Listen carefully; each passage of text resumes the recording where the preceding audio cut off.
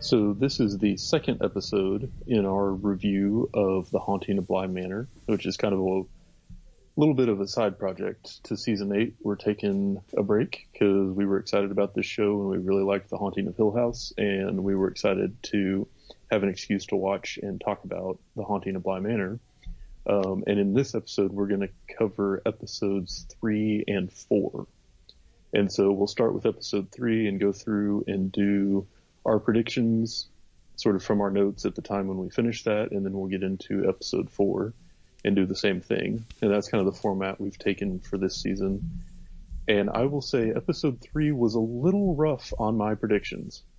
Oh, yeah. Like real rough. I swung and missed a lot. But, some of them could still end up paying off. So we'll see how it goes. Wait, which one, what was bad? Oh, we'll get to it. Oh, okay. Yeah. So, anyway. But yeah, I guess the first thing that stood out to me on this is, I know we talked about it before, but I really like how each episode pretty much picks up exactly where the last one left off. And I do feel like that's like really a design for streaming, where you're seeing that one episode after another instead of like week to week. And I think that really creates an engaging binging experience. So the last episode kind of ended on a little bit of a cliffhanger, with Miles on the ground and the ghost outside the window. And then this one starts just with Miles on the ground and the ghost outside of the window. You're just right back in that moment. Mm-hmm. Yeah, I definitely enjoy it because you know exactly, where you're going to be, I guess. Yeah. And like, we took a week, or no, we took a few days off. So, even though it was only a couple days, still kind of forgot. And then when it starts up and you're like, oh yeah, okay. Yeah. I know exactly where we're at. Yeah. Yeah. That's pretty cool. And I really liked that you pointed out last time how like one of the major focuses of, or one of the major components of the storytelling in the first season was like going back and forth in time. Mm-hmm. Because this whole episode did a ton of that. Yeah. And it introduces some new characters. So Peter Quint, who is the uncle, Mr. Wingrave's assistant, as well as Miss Rebecca Jessel, who was the previous au pair that we have heard a lot about, but didn't actually meet or see until this episode. Yeah. And we knew that she had died, but nothing about the circumstances around it. So this one, they're just kind of showing the present day when Danny and the house staff are all worried that Quint is going to attack them because Miles has just seen him and recognized him.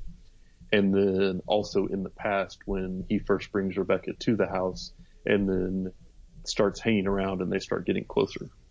Yeah.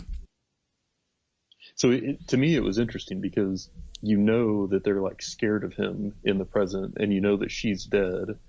But you're also finding out like sort of slowly about his growing. It's like almost like a romance between him and Jessel.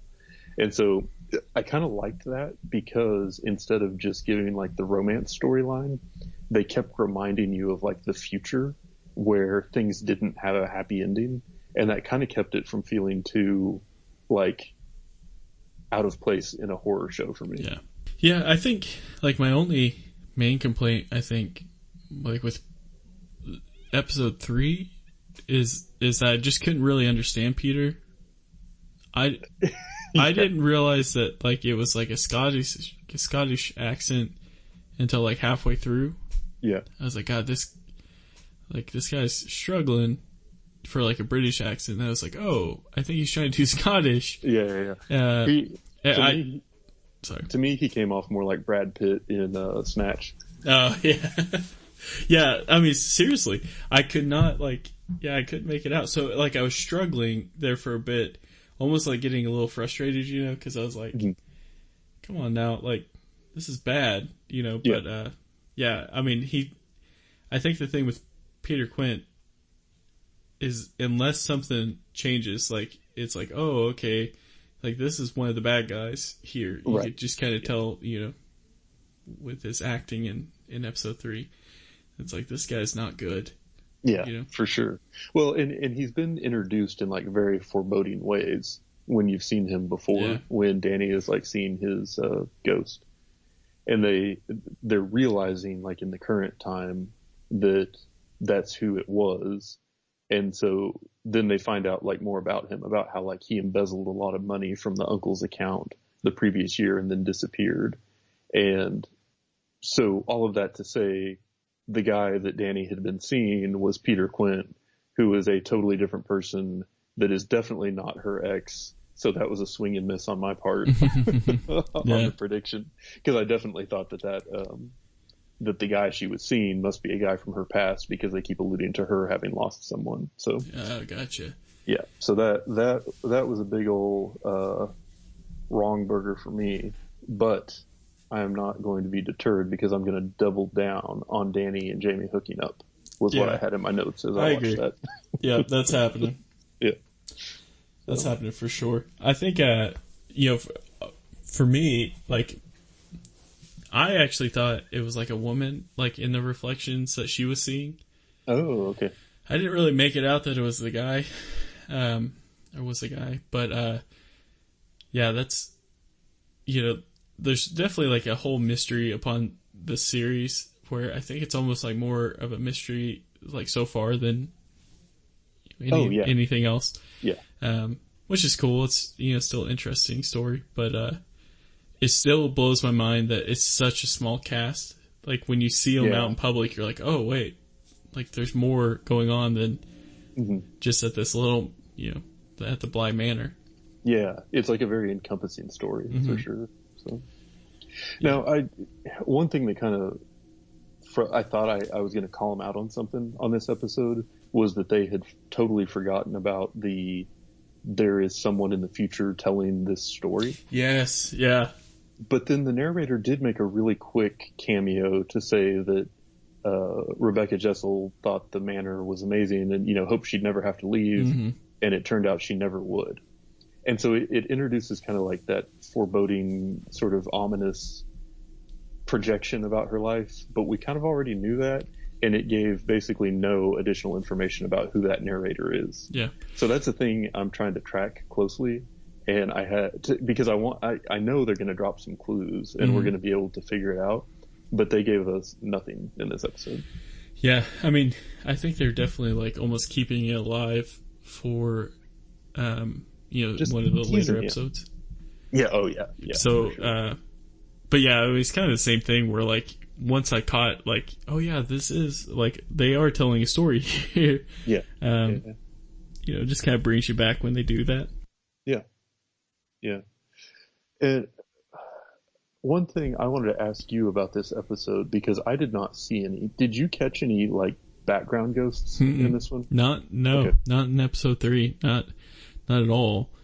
I actually thought about halfway through, like, oh yeah, Yeah. I wonder if you missed any, but I actually went back and rewatched it after dark, because there was kind of a glare on the screen the first time I saw it. And since I didn't catch any, I thought maybe I just hadn't seen it, but I didn't get any the second time around either. Yeah. So. This is like one of the darkest TV shows of all time, I think. It really is. Yeah. And we have, like, the way our TV is, like, you see reflections of everything. Like, it's not like it's super, like, expensive. So, like, any light that we have on, it's, like, constantly reflected on the TV. Yeah. It gets pretty bad, but. Yeah. Yeah, so I thought there were a few things in this that were interesting from a story perspective and could be foreshadowing. Like when Quint brings those flowers. Yeah. But then gives them to Flora instead of Rebecca. And then the girls leave and Miles asking him about why he brought the flowers. And there's that little speech about, like, the keys. Like, every person has a key and you have to try out different keys until you find the one or whatever. And that took me back to our conversation about Miles saying that he was looking for the key after he fell out of that tree before. Oh, yeah. So I still don't quite understand that, but that's a thing that's in my brain moving forward. Well, I know it's not prediction time yet, but I break rules. My prediction is that Peter is somehow taking over Miles. Interesting. I say that for a couple reasons. One specifically is the flowers. It's the same exact thing that he did for Danny. Yes. And then, like, it's just, you see him kind of, like, kind of turn in to after you see Peter, like with the whole cake batter scene, like he was kind of doing the same thing, like almost like angrily looking at whatever's going on, and so that's my theory. Well, so a thing that we talked about I think it was last episode as well, was the whole like possession thing. And there's the scene in this episode where Danny and Jamie are talking about Quint and Jessel being the wrong kind of love, and Jamie says, I don't know why so many people mix up love and possession. And then Danny repeats it back. And so I think we'll get into this more, I think, in the next episode, but I think that Miles is possessed, and I also think that Quint may be a part of that. But we will get into that more in our season 4 discussion. But yeah, this one was pretty light on horror. Yeah, for sure. Like there was the scene where Danny has like the dream or the vision about that bloody hand reaching up into the bed, and it's right after she sees those same glasses that she freaked out about in the previous episode. And then there's the scene where she calls Flora away from the lake, and Flora's like freaking out as she carries her away. But then you see Jessel standing in the weeds on the other side. So that presumably is a ghost. Yeah, for sure. But that means that Jessel is still like around. Like she's not just a character from the past. She could still be active in what's happening now. Yeah. I mean, I think as horror goes for that episode, I mean, I think that was about it. Like it was almost so much where it's like, okay, like let's show something good here. But I definitely think it's like building up, where I definitely hope like the last few episodes at least make up for it, which I'm pretty sure it will. I think one thing I kind of wish, we've only watched the 4 episodes and there's only 9 for this season, but one thing I really liked with The Haunting of Hill House was like starting out in present and going to the back, like opening a door and it goes to the back in time. The scene transition. Yeah. And we haven't really got that. I don't feel like like those interesting like scene transitions. Like I was kind of looking forward to it all episode, both episodes. And it's like, man, I want to see like them open a door to another time or whatever. So this one for me did a little bit of like parallel stuff.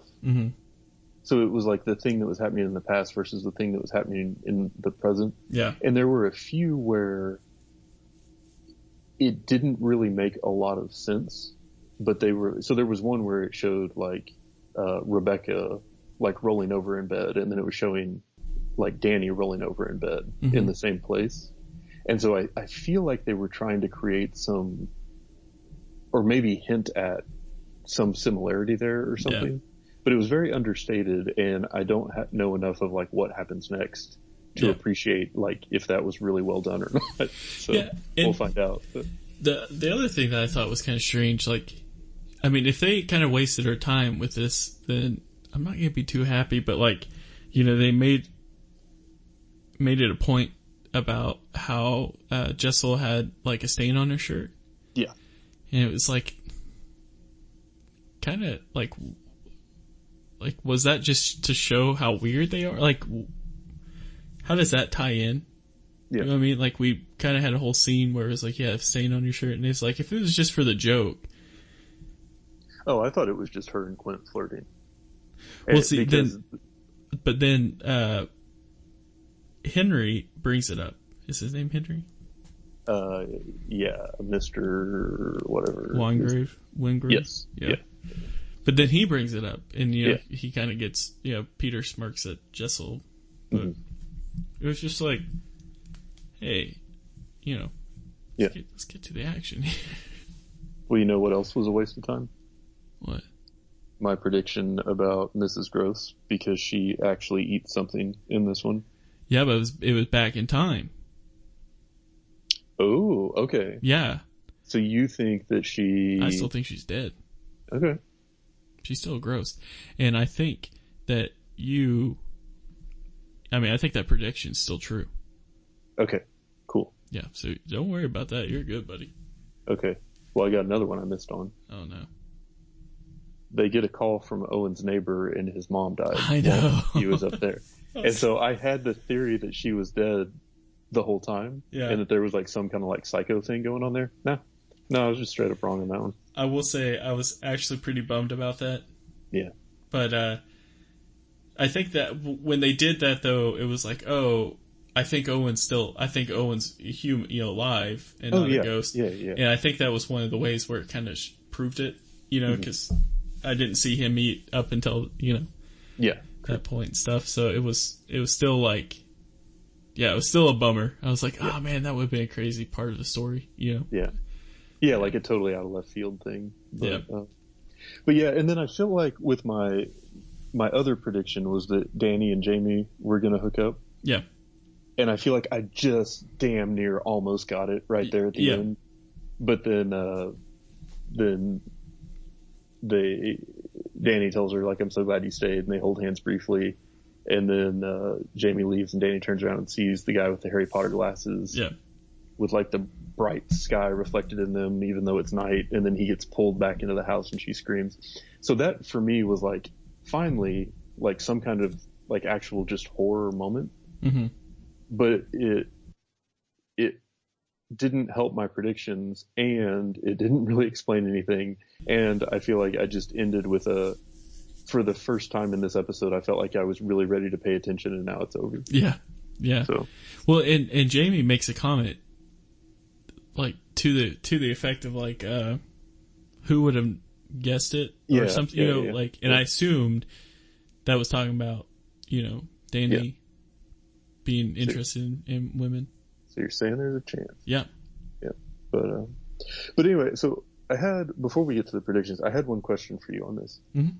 Do you think the house was haunted before Jessel died? Yeah. Yeah, I do. Okay. I think so too, just because of Flora's dolls. Yeah. But I think it's really interesting that Jessel never experienced any type of haunting that we've seen yet. Yeah. Yeah. Mm-hmm. Yeah. The reason why I do is strictly just based off of the one ghost that you kind of see, like the plague doctor, I think is what they call him. Mm-hmm.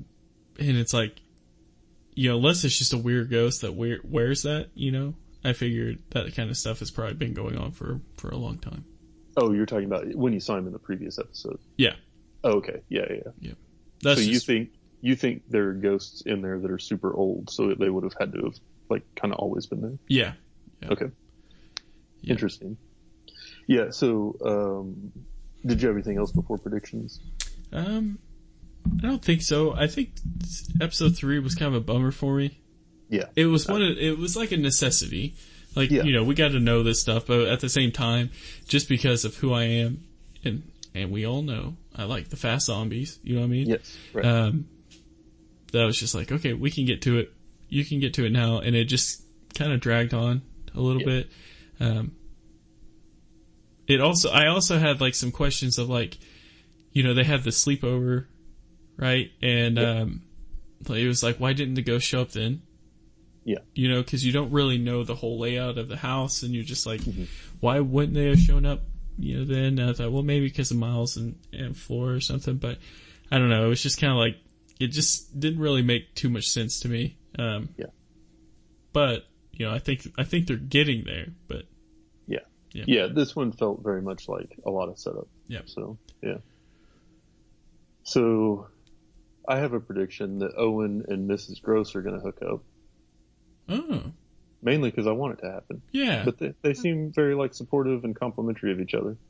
And he made the comment, I think in this one, about them going away to Paris. Maybe that was the next episode. Yeah, season 4. But still, I think I would really like that. And even if they don't in this series, it would just be nice if they came out with a sitcom with those two as husband and wife. Yeah, or just like roommates that really respect each other. Yeah. Yeah. Perfect sitcom. Yeah. Netflix original. Mm-hmm. So, what my prediction is? You don't know what my prediction is. My prediction is that Peter has something to do with the reason why Mrs. Gross is dead. Ooh, that's a good one. And I'll tell you why. I know specifically when they were in the old wing and Peter was crossing the line, like he got in her stuff, you know, and all that. She like threatened him, and you could tell like he was legit, you know, a crazy guy. Yeah. And you know that he's not going to forget that. And somehow, some way, he's involved with it. I just know that's the case. Now, I hope that Mrs. Gross isn't dead. Yeah. Because I love her. And I wish she were my nanny. Yeah. Same. Or, you know, whatever. But, yeah, I think that's it. So my predictions are, 1, Peter has something, or he's influenced or possessed Miles in some sort of way, and that Peter has something to do with Mrs. Gross being hurt. Yeah. Yeah, so in mine, I had written down that I think Miles is possessed, at least a little bit. Mm-hmm. And then I had put in parentheses at the end, by Quint's ghost, ? And I thought I was being really controversial, but it sounds like we're kind of on the same page there. Yeah. But then I doubled down on a couple. One, I do think Danny and Jamie are pretty obviously going to hook up at some point. I also am going back to, I still think Danny lost an ex in some kind of accident or some kind of like tragic event, and she's being haunted by his ghost. And it's two separate things. So that guy with the Harry Potter glasses at the end, I think, is that. And I think that's why she had the glasses and why she was upset about them. But I just mistook it being Peter the whole time when she was seeing stuff previously. And then the other is the footsteps in the house are from the lady in the lake, who may or may not be Rebecca. Yeah, I agree with that one. So, yeah. I'm on board with that one as well. Cool. So episode 4 was called The Way It Came. Yep. And this last episode 3, was really rough on my predictions. And in this one, I felt very vindicated. And as I was reading them there, having seen episode 4 since I wrote them, I feel even better about that. Yeah, this one had a few come to fruition, or at least one really important one. Yeah, namely, a big part of this episode was telling the story of Danny's past when she had her friend that she grew up with, who she eventually got married to, and he wears Harry Potter glasses. Yeah. So you kind of knew from the beginning that probably also wasn't going to end well. So it had a very similar vibe to the last episode, where you have this sort of budding romance between Rebecca and Peter, but you knew that was going to end poorly somehow. And in this one, you have the same type of thing with this guy and Danny, because you know that in the future he seems to be a ghost or apparition of some sort, and she is not married. This one was a little intense. Yeah.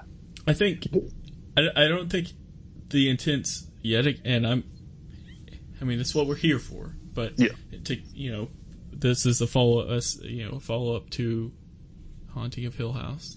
Right. Same creators. But I think that I think with this episode, it was trying to be the type of episode that they had in like Haunting of Hill House, like when, for instance, like when, what was her name? Nell was Nell was dancing in the house, like that, like whole sadness. Yeah. And I don't really feel the same, because like we only have like the one episode with her ex-fiance. Yeah. I don't even remember, Edmund. And I just didn't think it was the same. I was definitely glad where you finally got the answer of like, oh, that's who's like following her. But at the same time, it's like, is she just kind of crazy and seeing this stuff, or is like an actual haunting? And how does that tie into the Bly Manor? Unless it's just like because she's at Bly Manor, you know what I mean? Maybe it's kind of like the hotel in The Shining. Yeah, like it attracts spirits or something. But I don't know. So there were a few things in this episode that I think will probably play out long term, but a lot of it sort of just was around Danny and her previous relationship and her being like haunted by him now. And that's all sort of superimposed over the present, where Danny also is getting to know the other people in the house, and they are sort of banding together with Owen in the wake of his mom's funeral. And so it almost feels like you've got a couple of very separate storylines going on in the present, but they did manage to sort of sneak in some stuff that I think could sneaky be relevant long term. Like there's the scene where Flora tells Owen that dead doesn't mean gone. Yeah. And so she says that very confidently, which sort of tracks with our observations so far that the kids seem a lot more in tune with whatever's going on than any of the adults are letting on about, as far as the hauntings go. And then, there was the scene where Miles asks for wine, and they all play it off, and he like freaks out and says, "I don't want it watered down. Right. I want an actual bloody drink." In that scene, and you called this out before about how previously some of his mannerisms had reminded you of Quint.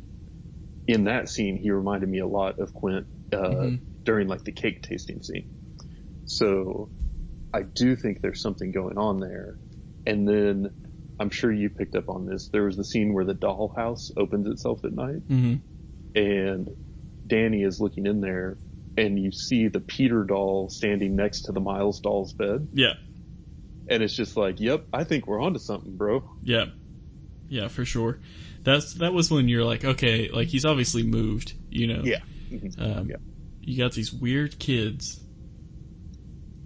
God dang, they're weird. They're very weird. Even if they're not, like, even if they are possessed, I feel like they're still strange kids. Oh, you know? Yeah. But you have her, like, she was very, like, straight with Danny, where she was just like, you know, very particular about this. But then, you know, Danny addresses you know, why do you keep looking off? Like we talked about that in the first one or two episodes. We were like, you know, something's weird. But yeah, she kind of addressed it, and I thought Flora played it off very well. Yeah. You know, like, I'm sorry, I don't know what you're talking about. But it was almost like an adult, which almost led me to believe, like, is she like possessed as well by one of them? I don't know, but it was just like, I don't know if it's a British thing or if it's just like if it's a British thing or if it's like her being possessed. It's kind of the same thing in my opinion. But you know, well, I guess we'll find out. She could just be a weird kid. Yeah. Well, and so,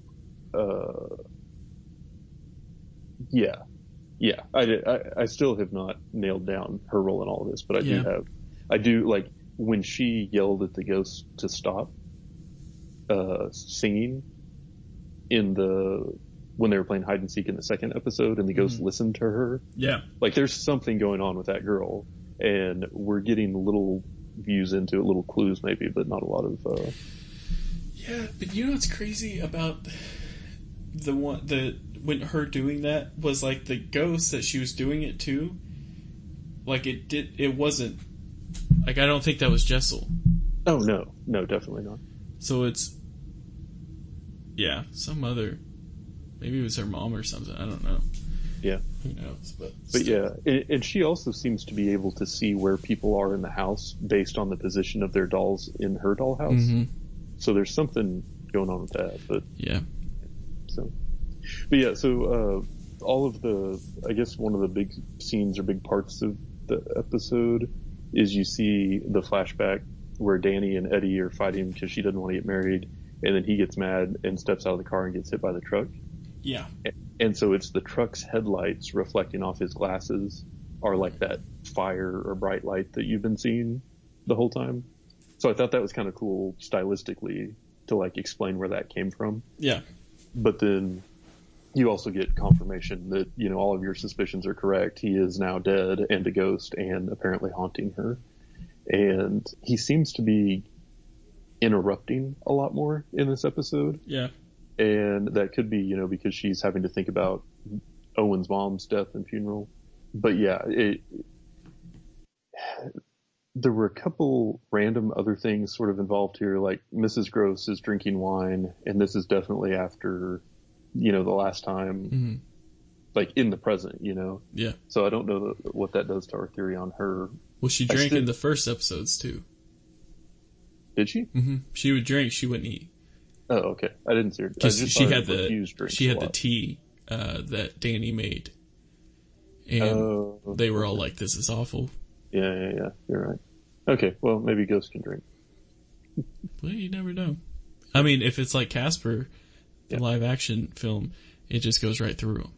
So maybe that's why she's always buying Depends, Daniel. Exactly. Yeah, no, it all comes together. Yeah. But, this episode was kind of sad because you like we talked about with like Owen being such a nice guy. Yeah. And like we really like the character, and you're just like, oh man, like, you know, his mom died, and like he was like doing them like a favor in a way of like, hey, I want to stay here just in case they come back. But that kind of brings up like one of the things I'm curious about is like if they're aware that there are ghosts there.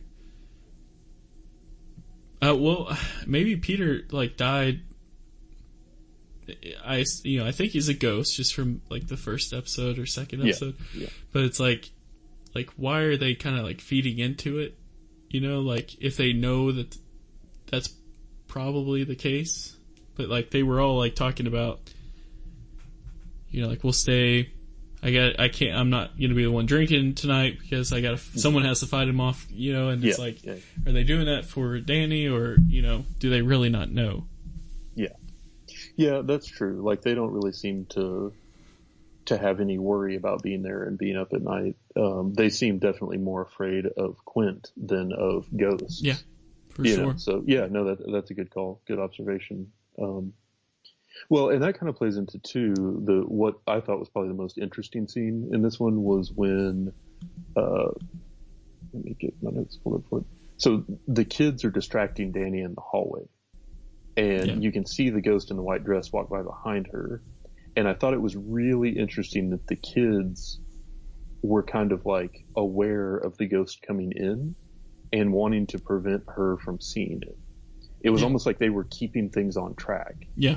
And so I don't know if they were like trying to distract Danny so that she wouldn't be afraid. Like, were they trying to protect the ghost or were they trying to protect Danny? You know, and that kind of goes back to like earlier, Danny calls out Flora for always looking over her shoulder and Flora plays it off. But they seem very in touch with whatever is happening in the house. And the kids seem to be comfortable with it and almost like they are trying to preserve it or to keep it from being discovered. And so, you know, obviously I think Mrs. Gross must be aware that there's something going on because she keeps having to clean up these muddy footprints. But then nobody else ever seems to mention it or talk about it or worry about it. So anyway, that to me was the most intriguing part. That's such a great way of thinking. Like, because I just immediately thought they were trying to protect Danny. Mm-hmm. Like, I wish I kind of thought the other way around because, like, that's a good point. Like, you know, these kids could be cooking up something. Yeah, exactly. So, but also, like, I don't understand why they like Jessel so much. I know we've only seen her for like the one episode of season 3 or episode 3, but it's like Danny, I feel like has been I mean, yeah, she's like stern, you know, but kids need that. But it's just like I feel like she's been so much greater than, you know, old Jessel screwing around with old Peter in the Then the one who was like. They were clearly not her focus. Yeah. No, it's kind of weird. But. So it's like, hey, you got a good thing going here, kids. Yeah. But if they're possessed. Yep. So, anyway, I'm sure we'll find out more, but, I did take some solace in Danny and Jamie finally hooking up. Yeah. Because I've been calling that for days. And I did like when Owen was chatting up Mrs. Gross about going to Paris together. It was just cute. It still breaks my heart though, man, because I still think she's dead. Yeah.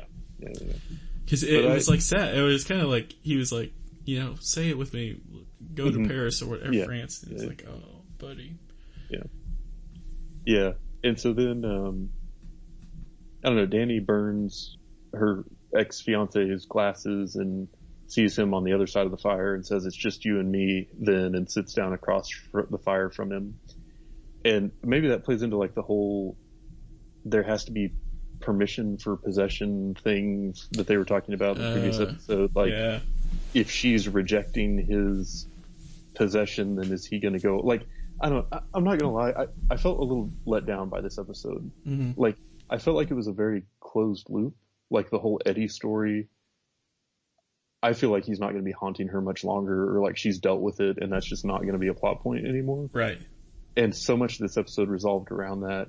We again got a couple of sentences, but no real info on the narrator. We got no more information or insight into the ghost with the muddy footprints. There was no makeout scene between Owen and Miss Gross. I mean, it's on the whole, I feel like this episode just made me feel feels about my grandma when Owen was talking about his mom. Same. And then explained very little about anything other than this is the guy with the circular glasses you've seen occasionally in the last couple episodes. Yeah. Yeah, it was definitely a bummer. I felt like so far, which yet again about halfway through, I think that if this was a series standalone, like, first season kind of thing, I don't think it'd be nearly as popular. Yeah. But that being said, I mean, I don't think it's bad. It's just there's a lot of, like you're saying, like it's like, okay, well, we know who the guy with the glasses is. I know it's only 9 episodes, short season, but still, it's just like, okay, well, that's done. She threw the glasses in, like, she's no longer holding on to it, so it will probably no longer be holding on to her. Like, okay. And almost like instead of like running from it and covering the mirror up or whatever. Now this did have the scene where right after he died and they were at the funeral, she has like a panic attack. It was a good scene, but then it really like threw me for 2 curveballs. One, it didn't seem like he was there to hurt her, like Edmund was. Like he had just his arm on her shoulder, like he was just with her, nothing aggressive. But then like she had a panic attack, and like instead of like leaving the room, she just went and covered the mirror up, in front of everyone. And although playing in front of people at shows and stuff, that's like a nightmare of mine to do something like dramatic. Like I had a nosebleed in a meeting last week, and even wearing a mask, and like I panicked and ran out of the room because I was like, I don't want people to see this. I feel like she could have just done the same thing and been a lot less dramatic. Yeah. But that's minor. So hopefully it's all up from here. Oh, I did see one background ghost in this one. It was towards the beginning. When she was opening the door, thinking that it was Quint and then it was Owen. Yeah. As they're standing around talking, like in the lobby after that. When Gross moves and the kids start talking right before the scene change, you can see like 2 legs standing sort of in the darkness of the room under the stairs in the back. But that was the only one I caught though. I saw one, and it was towards the end of the episode when the kids were fixing to, right before they distracted Danny. She walked past the room, and the plague doctor was there.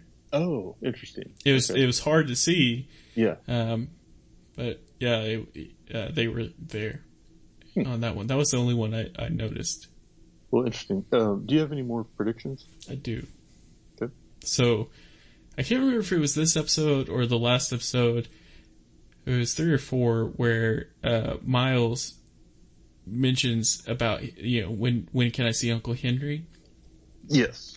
Yeah, he brought that up again. Yeah, so I got to thinking about it. And it's actually right when I was, doing a little bit of work before this podcast. I got to thinking about it. It's like, why doesn't Henry go there? One could be because he knows what's going on, but I think that he has some sort of guilt. Maybe he caused the death of their parents or something. Like there's some sort of guilt, and I don't think it's because he knows what's going on there. And I say that because I feel like if he did know, then he would just find another place, for them to live. But there's something that's keeping him from seeing those kids. Yeah. And I don't think it's a ghost.